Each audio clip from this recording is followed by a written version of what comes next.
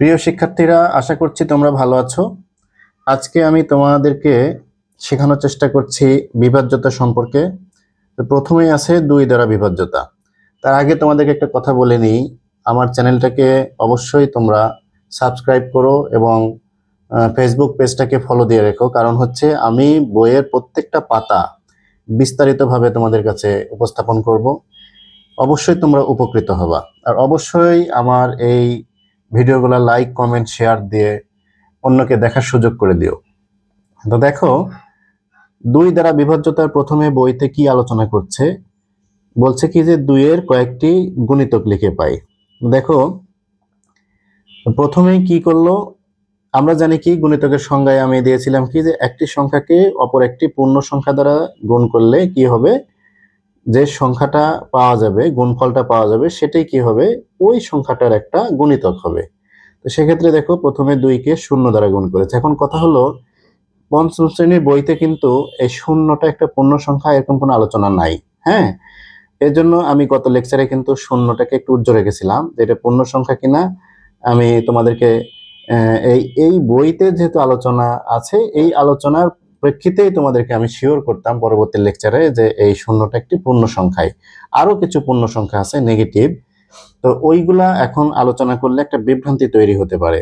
হ্যাঁ, তো তোমরা যখন আরো বড় হবা তখন তোমাদেরকে পূর্ণ সংখ্যা সম্পর্কে আমি আরো বিস্তারিত আলোচনা করব। আসলে পূর্ণ সংখ্যা মানে কি? পূর্ণ সংখ্যা মানে হলো ভগ্নাংশ ছাড়া যে সংখ্যাগুলো, সেগুলোই পূর্ণ সংখ্যা। হ্যাঁ, সেখানে পজিটিভ হতে পারে, নেগেটিভ হতে পারে, শূন্য হতে পারে। তো আমরা দেখো এখানে যেহেতু গুণিতক লিখছে পূর্ণ সংখ্যা দ্বারা গুণ করে, আপাতত আমরা পজিটিভ নিয়েই চিন্তা করব, নেগেটিভের দিকে আমরা এখনই চিন্তা করব না। তো দেখো, প্রথমে 2কে 0 দ্বারা গুণ করে হলো কত, 0। তারপরে 2কে 1 দ্বারা গুণ করলো, করে হচ্ছে 2 1 2, 2কে 2 দ্বারা গুণ করে 4, 2কে 3 দ্বারা গুণ করে হচ্ছে 6, 2কে 4 দ্বারা গুণ করে হচ্ছে কত, 8। হ্যাঁ, এভাবে করে তোমরা 2কে পূর্ণ সংখ্যা দ্বারা গুণ করে যে গুণফলগুলো পাবা সেটাই কি হবে, ওই সংখ্যাটার গুণিতক হবে। এখন কথা হলো, দেখো, একটা সংখ্যার গুণিতক অবশ্যই ওই সংখ্যা দ্বারা নিঃশেষে বিভাজ্য হবে। কারণ হচ্ছে কি, ওই গুণিতকগুলো তো ওই মূল সংখ্যা থেকেই সবকিছু আসছে। তাহলে যেহেতু মূল সংখ্যা থেকে আসছে, তাহলে ওই মূল সংখ্যা দ্বারা অবশ্যই তার গুণিতকগুলো কি হবে, নিঃশেষে বিভাজ্য হবে। তাহলে দেখো, ওই কথাটা এখানে বলছে। দেখো, বলছে কি, গুণফলের প্রক্রিয়া লক্ষ্য করি। যে কোনো সংখ্যাকে 2 দ্বারা গুণ করলে গুণফলের একক স্থানীয় অঙ্কটি হবে কি 0, 2, 4, 6 বা 8। হ্যাঁ, সুতরাং কোন সংখ্যার একক স্থানীয় অঙ্ক 0, 2, 4, 6, 8 হলে সংখ্যাটি কি হবে, 2 দ্বারা নিঃশেষে বিভাজ্য হবে। এরূপ সংখ্যাকে আমরা জোড় সংখ্যা বলি। এই যে একক স্থানে কি হচ্ছে, সবসময় দেখো 0 হচ্ছে, এখানে 2 হচ্ছে, 4 হচ্ছে, 8 হচ্ছে, এভাবে করে 14 হচ্ছে, 18 হচ্ছে। এই সংখ্যাগুলোকে আমরা কি বলি, জোড় সংখ্যা বলি। তাহলে একটা সিদ্ধান্তে আমরা আসতে পারতেছি কি, যে যদি কোনো সংখ্যার একক স্থানে তোমার কি থাকে, এই 0 অথবা জোড় সংখ্যা থাকে, তাহলে সংখ্যাটা কি হবে, 2 দ্বারা বিভাজ্য হবে। চলো আমরা আরেকটু বিস্তারিত শিখি। দেখো, গত লেকচারে আমি তোমাদেরকে শিখাইছিলাম, এই যে মৌলিক সংখ্যা বের করা শিখাইছিলাম। সেখানে দেখো, আমি প্রথমত বলেছিলাম কি যে 1 থেকে 10 পর্যন্ত যে মৌলিক সংখ্যাগুলো আছে, অর্থাৎ এই 2, তারপরে হলো 3, এই 5, 7, এগুলার কি করতে বলেছিলাম, গুণিতকগুলোকে তোমাকে কেটে দিতে বলেছিলাম। কারণ কি, দেখো, এই 2-এর গুণিতক, 2-এর যেগুলো গুণিতক হবে সেগুলো কি হবে, এই 2 দ্বারা নিঃশেষে বিভাজ্য হবে। কারণ কি, কারণ হচ্ছে কি, দেখো, 2কে আমরা 0 দ্বারা গুণ করে পাচ্ছি 0, 2কে আমরা 1 দ্বারা গুণ করে পাচ্ছি 2কে 2, 2কে আমরা 2 দ্বারা গুণ করে পাচ্ছি কি 4। এভাবে করে 2কে যদি আমরা, ধরো 2কে যদি আমরা 12 দ্বারা গুণ করি তাহলে কি হবে, 24 হবে।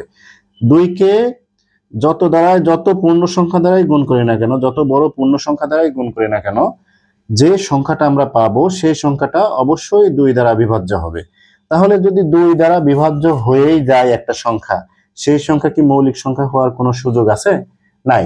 তার মানে কি, 2-এর গুণিতক, যত গুণিতক আছে সেগুলো কি হবে, অবশ্যই মৌলিক সংখ্যা হবে না। তদ্রূপ কি, 3-এর গুণিতকগুলো কি হবে, মৌলিক সংখ্যা হবে না। 5-এর গুণিতকগুলো কি হবে, মৌলিক সংখ্যা হবে না। 7-এর গুণিতকগুলা অবশ্যই কি হবে না, মৌলিক সংখ্যা হবে না। এই জন্য আমি গত লেকচারে তোমার এই 2-এর গুণিতকগুলো কেটে দিয়েছিলাম, 3-এর গুণিতকগুলো, 5-এর গুণিতকগুলো, 7-এর গুণিতকগুলো কেটে দিয়ে আমরা কি করেছিলাম, মৌলিক সংখ্যা বের করেছিলাম। এখন দেখো আমরা আজকে আলোচনা করছি কি 2 দ্বারা বিভাজ্যতা। 2 দ্বারা বিভাজ্যতা। তাহলে দেখো এই যে 2-এর গুণিতকগুলা কি হবে, আমি আগেই বলে নিলাম যে 2-এর গুণিতকগুলো অবশ্যই কি হবে, 2 দ্বারা কি হবে, ভাগ হবে।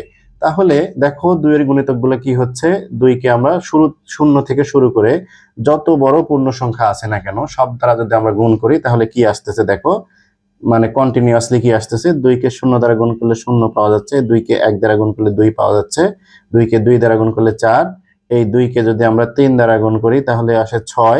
দেখো 2কে আমরা 12 দ্বারা গুণ করলে আসছে কি 24। তারপরে 2কে যদি আমরা ধরো এই 18 দ্বারা গুণ করি তাহলে আসছে কি 36। দেখো যত গুণই আমরা করছি না কেন 2কে, আমাদের আসছে কি একক স্থানে, দেখো একক স্থানে আসছে 0 অথবা একটা জোড় সংখ্যা।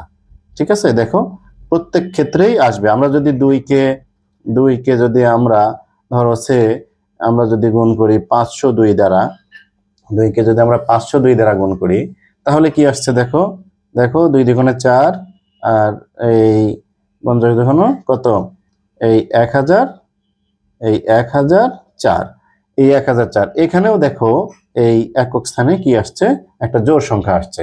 তো এই জায়গা থেকে আমরা একটা সিদ্ধান্ত নিতে পারি। কি সিদ্ধান্ত নিতে পারি, যে যদি কোনো সংখ্যার একক স্থানে কি সিদ্ধান্ত আসতে পারি, যদি কোনো সংখ্যার একক স্থানে 0, দেখো এই যে 0 অথবা জোড় সংখ্যা থাকে, দেখো প্রতি ক্ষেত্রেই কি আসছে, একটা জোড় সংখ্যা আসতেছে, প্রতি ক্ষেত্রেই জোড় সংখ্যা থাকে, তবে ওই সংখ্যাটি কি হবে, 2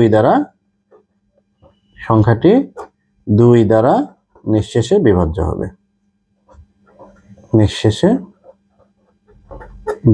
হবে,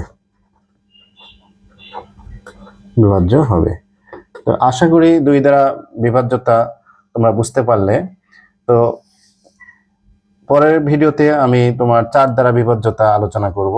তো এভাবে করে তোমরা যদি অঙ্কের বেসিক জানতে চাও এবং অন্যকে জানাতে চাও তাহলে আমার অবশ্যই ফেসবুক পেজটাকে ফলো দিয়ে রেখো এবং আমার ইউটিউব চ্যানেলকে সাবস্ক্রাইব করো। তো আজকে এ পর্যন্তই, সবাই ভালো থাকো, আল্লাহ হাফেজ।